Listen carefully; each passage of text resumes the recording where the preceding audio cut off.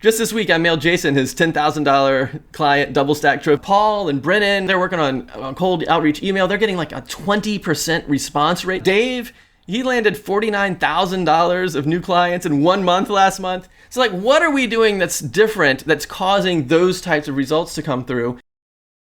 I'm going to share with you 3 things that can move you into the top 1% of web designers. And I'm Lee Blue, the founder of DoubleStack, and for the past 8 years, I've been personally mentoring hundreds of web designers based on the over 20 years of experience I have running my own web agency. And I want to share with you the 3 things that we're doing that are producing outstanding results. And by outstanding, I mean it's not blending in, it's really technically standing out from what everyone else is doing.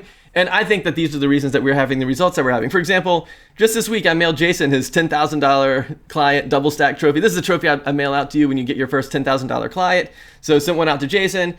Paul and Brennan, we were talking to, they're working on cold outreach email. They're getting like a 20% response rate. 20. That's an unheard of response rate on cold email. And Dave, he landed $49,000 of new clients in 1 month last month. So like, what are we doing that's different that's causing those types of results to come through? And I think it comes down to 3 things. I want to share all 3 of them with you right now. The first one is the concept of a solution first agency rather than solution last. And I feel like the traditional web design model is solution last, meaning you get a referral from somewhere, word of mouth usually. You then meet with the client to discover what they want. You know how you have those discovery sessions. And then based on what you discover, you then build a solution to satisfy the client's needs. And so the solution comes last.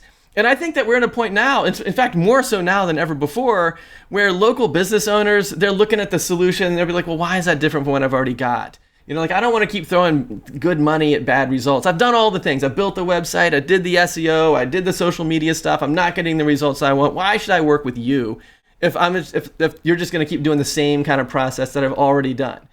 And so we don't do it that way. In fact, we flip it on its head and have the solution first. And I think it's such a critical shift to make. Maybe this might be the most important one, because I don't think you can really do the other 2 if you don't do the solution first idea. But why not come up with the solution first, knowing that I know who I'm targeting, I've got a target audience. I think local service businesses are the target audience. And yes, I do believe that is a niche, because I'm not talking about national brands. I'm not talking about e-commerce. I'm not talking about nonprofits or churches or anything like that. I'm talking about local service businesses, meaning that they have in-person interactions with their clients that come from within easy driving distance of their location. That's the niche. And so if you know that's the niche, you can say, well, what do I need to do to get more traffic, leads, and clients for people in that space? And then you build the solution that does that thing. And then maybe you run a couple clients through it to see, like, start a pilot program where you take maybe 1 or 2. I'm not talking about dozens, like literally like 1 or 2 clients run through your solution at cost, basically for free, just to make sure that you feel confident in the solution. There's a difference between confidence in your solution and confidence in yourself.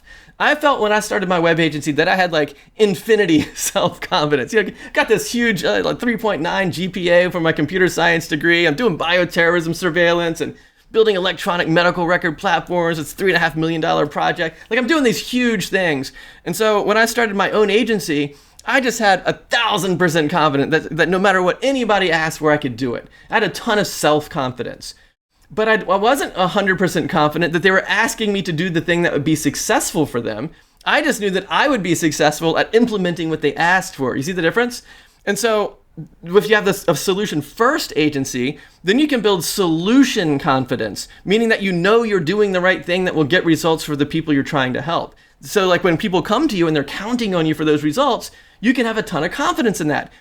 Take it into another field for a second. Like, assume that it was like health, and that you had a health problem, like a bad health problem, and you go to the doctor, and the doctor says, well, you could either do this experimental drug, which I think might be really effective for you, or we've got this other pathway where, you know, you just do the thing that everybody does, and you'll be back in the action in 2 weeks, right? So like, when results really matter, nobody wants that custom adventure. They want the proven solution.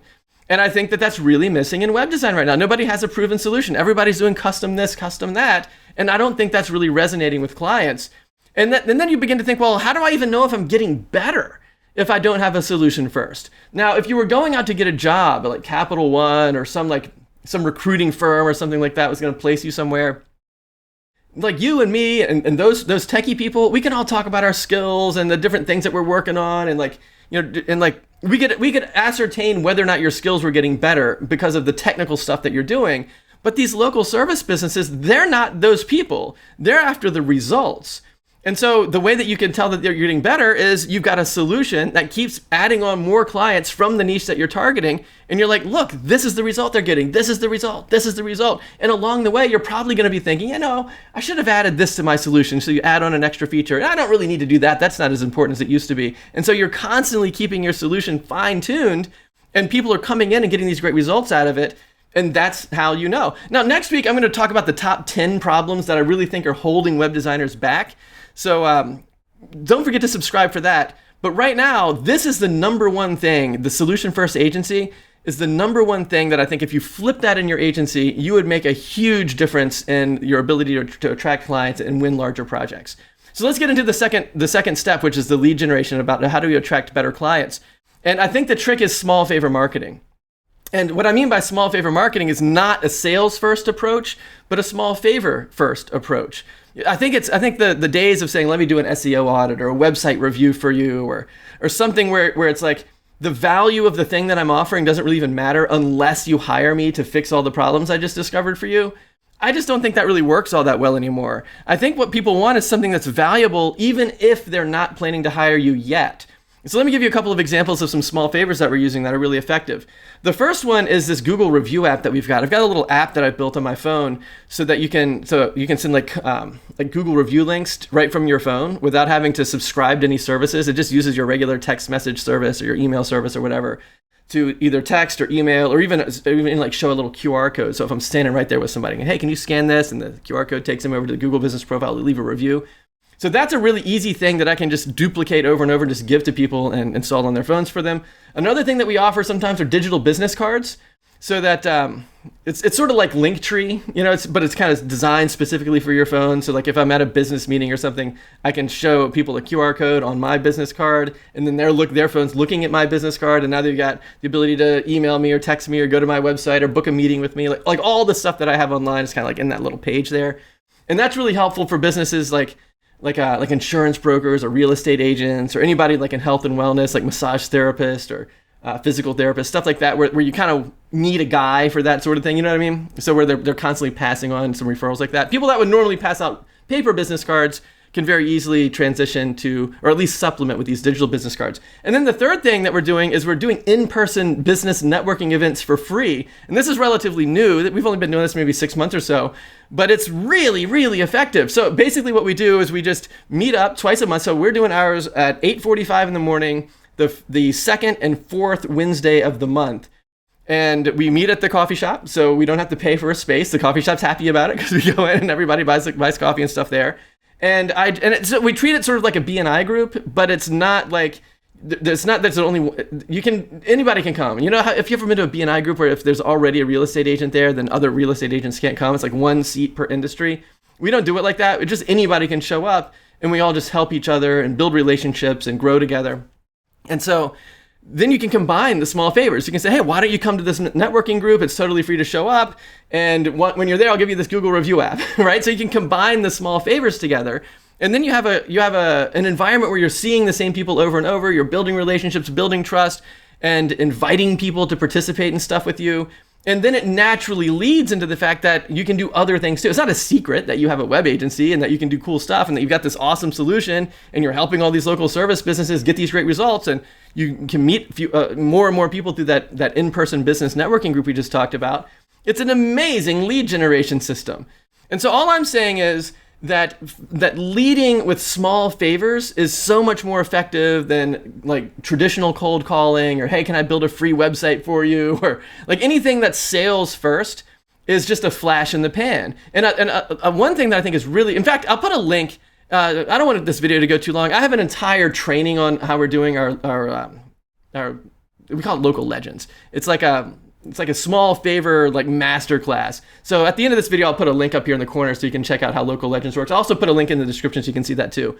But let's move into the third thing about closing sales. And I think that it's a really good idea to offer a performance guarantee. And I know it's controversial because everyone's like, well, how do I track the guarantee? How do I know it's going to work? Do I have to rely on my clients to be honest? It's like, yes, first of all, you should rely on your, why would you want to work with clients that aren't going to be honest with you in the first place? But it's so much easier to track than you might think. And you're already offering the guarantee, or at least you're already on the hook for the guarantee that we're offering, even if you don't state what it is.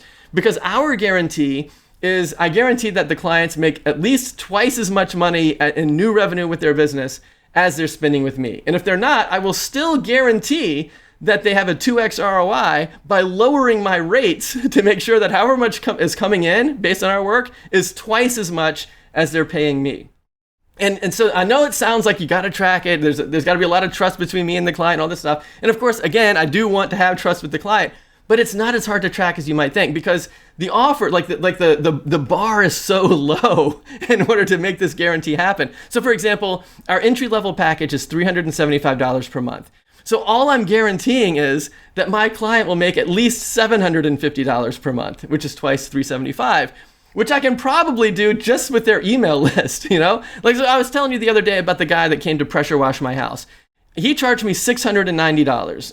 So that means if I could get him, that's only $60 away from, if I get one client away. So I'm charging $375. He's making $690. If he could get that, that's almost doubling just with one client a month. So if he could get 2 clients a month, that would bump him up over that $750 level. And so, don't you think you could get your client 2 customers per month? Like, if you feel like your offer is not powerful enough to bring in 2 customers per month, what are we doing? What are we even doing? And I want to contrast that from saying something like, I can double your revenue. That's not the same thing as saying, I'll double what you're spending with me. Because you're only spending $375 with me, I could make you $750 and you're doubling what you're spending with me. Whereas if your business is already making, like, even if it's just $100,000, to go from $100,000 to $200,000, that's a big shift. Or if they're making like $1 million to go to $2 million, that's a big shift, right? I'm not guaranteeing that. I'm just guaranteeing that they make at least twice as much in new revenue as they're spending with me. And if they don't, I will lower my fee to guarantee that they do, because the bar is so low. Like the pressure washer guy, his primary source of leads is word of mouth referrals and putting signs in people's yards. He's not doing anything online. And so all of the things that I'm doing online, even at the entry level package, I am 100% confident they'll get at least 2 customers per month, right? So the bar is very low. All I'm saying is, because the bar is very low, it's not that hard to track. You could even satisfy the guarantee just usually by leveraging their email list. So I think that's a really big thing. It's not a huge promise, and you're already on the hook anyway, because I know I've been doing this for 20 years. I know if the client comes back to me and says that if they don't feel like they're doubling their money with me, they'll feel like it's a loss, because they've got expenses too. Like, it can't just be break even. You know, spend $1,000 with me, I'll make you $1,000, but then you have to go give your product away for free. Like, they can't do that. But if they could at least get to that doubling mark, then they'll probably not cancel. And my true target is, I'd love it if they could make 3 or 5x or maybe even beyond that. Like, so I'm not saying that doubling is my goal. I'm just saying that that's the low bar that I'm guaranteeing that I can clear. And here's the mindset shift. And I'll just wrap it up with this.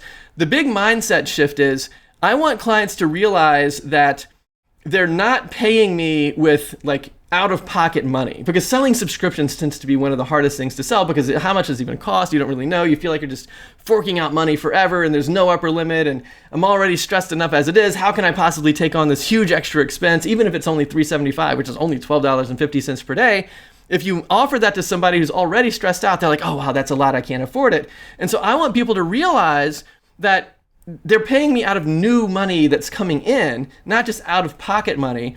And I guarantee that that is the case, because if they're not at least doubling what they're paying me, I will lower my rates to half of whatever I am bringing in, even if that means I have to work for free for a couple of weeks until I can push things out over the edge. So, and what will normally happen is I've never had anyone call in a guarantee on me, but I can imagine that if they did do that, it would be because I landed a client in like a high competition area, and it might take an extra few weeks to a month or whatever to kind of get the extra traffic and extra traction and kind of boost their Google business profile and their website rankings and their social traffic. Like, just to kind of get that extra boost might take a little bit longer if it's a high traffic, high competition environment. but we're probably almost there. We're probably so close that I don't want to cut it off and just end everything we've done so far. And so I'm totally willing to, in order to keep the client, to just say, hey, let me just work on this for a little bit, a couple extra weeks of time, and I think that'll kind of push us over the edge, and that'll get us the results we want. And then we've got those three things. So now you got the solution first agents, you got lead generation, you've got the performance guarantee. But what about the proposal? Have you ever thought about that? Do you ever send out proposals to people and then you send the proposal and then you're kind of like waiting and you know that awkward feeling where like, I don't know if I should follow up yet, but you want to, you want to know what they're going to say, but you don't want to be like needy and like feel like you're begging for the work or whatever. So if that ever happens to you, just check this video out right here about how you can stop getting ghosted. I think you'll find this to be really insightful. So check that out here, or if you want to see how we're getting all those leads through local legends, check that out right there. I'll see you in a minute.